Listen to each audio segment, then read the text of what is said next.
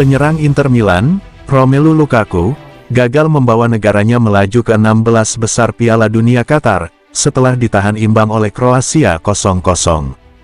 Hasil imbang ini membuat Kroasia lolos bersama dengan Maroko ke babak 16 besar Piala Dunia 2022. Klasemen akhir grup F dipuncaki Maroko dengan 7 poin, Kroasia dengan 5 poin, Belgia dengan 4 poin, dan Kanada 0 poin. Sempat tidak ada peluang bagi Belgia di babak pertama. Pada babak kedua, pelatih Belgia memasukkan Romelu Lukaku yang menggantikan Mertens. Lukaku langsung menggebrak. Sundulannya di awal menit babak kedua sudah jadi shots on target pertama bagi Belgia. Di menit ke-60, bola muntahan Carrasco jatuh di kaki Lukaku, namun, sepakannya masih membentur tiang gawang. Semenit kemudian, crossing De Bruyne mengarah ke Lukaku, yang langsung menyundul ke gawang yang kosong, namun masih melambung. Pada menit ke-90, Thorgan Hazard melepas umpan lambung ke depan gawang, bola jatuh ke dada Lukaku. Sayangnya aliran bola terlalu deras, sehingga malah kembali ke arahnya Livakovic dalam hitungan seperkian detik.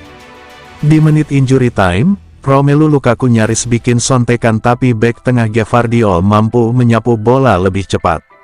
Lukaku gagal bikin gol di sepanjang Piala Dunia 2022. Sang striker pun harus angkat koper bersama rekan-rekannya.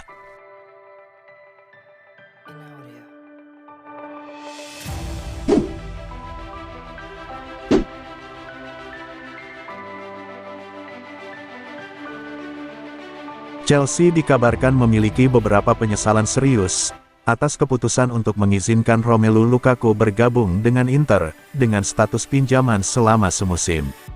Dilansir media Inggris The Athletic, yang melaporkan, bahwa The Blues merasa sangat ragu untuk membiarkan pemain berusia 29 tahun itu kembali ke Nerazzurri, dengan kesepakatan pinjaman berbayar adalah langkah yang disesalkan oleh pihak mereka.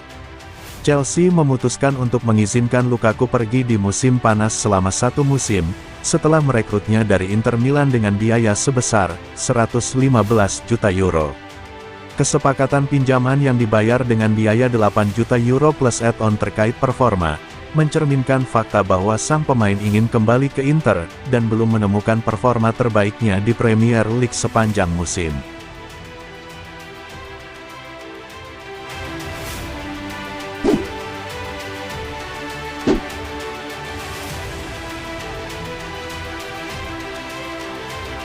Inter Milan dilaporkan telah melakukan kontak dengan Rennes tentang kemungkinan penandatanganan bek sayap berusia 21 tahun, Adrien Truffert.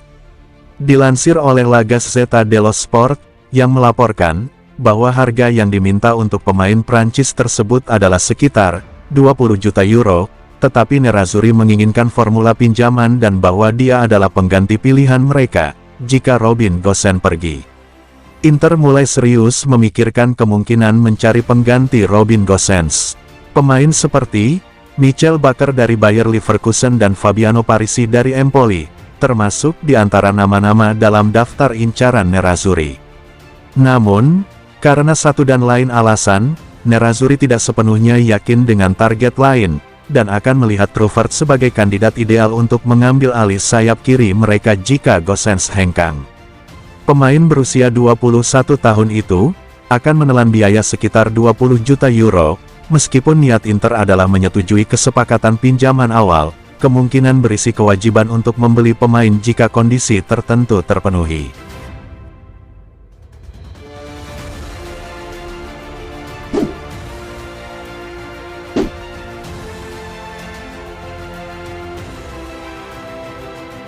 Kompetisi Liga Italia Serie A 2022/23 akan kembali bergulir pasca jeda Piala Dunia 2022, namun dengan jadwal yang padat, terutama pada bulan Januari mendatang. Kondisi tersebut tentunya memungkinkan para pemain cadangan lebih banyak dimainkan, karena rotasi memang sangat perlu dilakukan.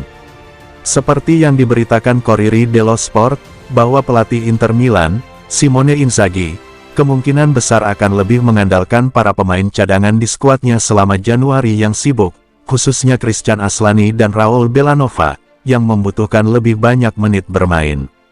Setelah jeda, Inter Milan langsung berhadapan dengan sang pemuncak klasemen sementara, Napoli pada tanggal 5 Januari tahun 2023. Setelah itu, Nerazzurri akan bermain 2 kali dalam sepekan, yakni melawan Monza di Serie A dan Parma di Coppa Italia, hingga pertandingan Supercoppa Italiana, melawan AC Milan pada pertengahan bulan. Selama periode tersebut, Inzaghi tentunya tidak mungkin memainkan starter regulernya berulang kali tanpa memperhatikan kondisi fisiknya.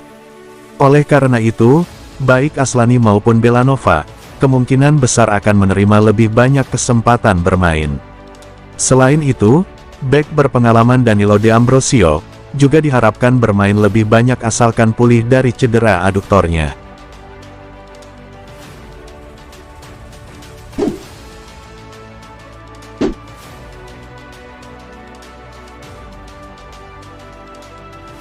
Klub Bundesliga Schalke mencoba meminjam Robin Gosens, namun masih menemui jalan buntu. Inter Milan hanya menginginkan kesepakatan permanen pada jendela transfer Januari mendatang. Sebagaimana dilansir Gazzetta dello Sport, bahwa Nerazzurri hanya akan bersedia melepas pemain Jerman berusia 28 tahun itu jika menerima tawaran permanen dari klub peminat. Gosens kemungkinan besar akan meninggalkan Inter pada bursa transfer Januari tahun 2023, karena minimnya menit bermain yang dia dapatkan di tim asuhan Simone Inzaghi.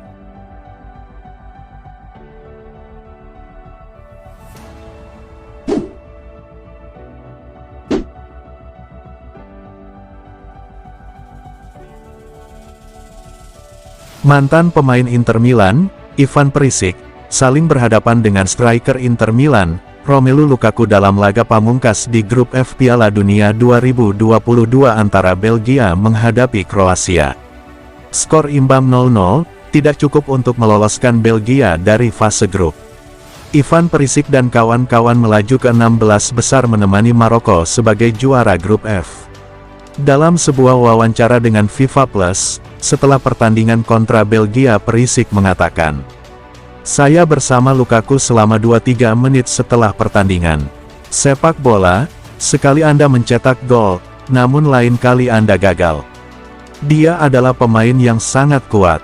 Sekarang saya berharap dia berhasil memenangkan semua trofi dengan seragam Inter," ujar Perisic seperti dilansir FC Inter 1908.it.